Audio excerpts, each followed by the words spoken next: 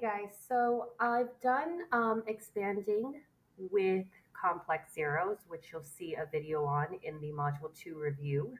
Um, but what happens when you're just given real zeros and they ask you to expand it, or in this case, find a cubic function, which is the same thing?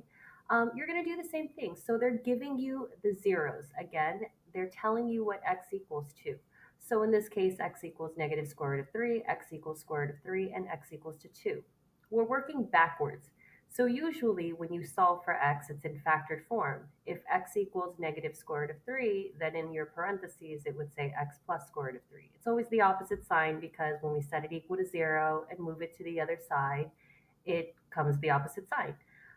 So if x equals square root of 3, in the parentheses, it was x minus square root of 3.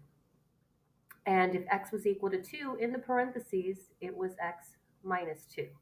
And this is what f of x equals to. Usually we change it to 0. We change f of x to 0 and we solve for x, and it would give us these three values. So we're working backwards instead. So we had the x values. Now we're going to put it in factored form and from here distribute.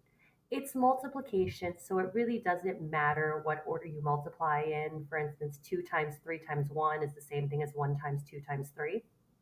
But try to multiply the conjugates first because it's just easier. So most of you either FOIL or distribute. Now, when you're multiplying conjugates, you don't have to FOIL. You can do what's called Florida, which is just first and last. Why? Because outer and inner will always add up to be 0. Even if you do FOIL all the way, it'll still give you the same answer. But, just if you remember, there's a shortcut right there. Anytime you're multiplying conjugates, you could just do first and last. It will just work out the same as FOILing. So if I multiply first times first, I get x squared. And last, positive square root of 3 times negative square root of 3. Well, positive times a negative is a negative, and square root of 3 times square root of 3 is just 3. Or you can write square root of 9, and that'll be 3. And then I'll bring down the x minus 2.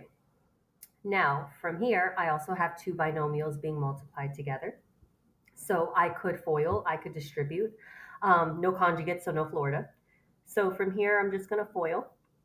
X squared times x would give me x to the third power, which means I'm on the right track because it is supposed to be a cubic function. Outer, negative 2 times x squared is negative 2x squared. Negative 3 times x is negative 3x. And then finally, negative 3 times negative 2 would give me positive 6. Once I'm done, there are no like terms, so this is my final answer.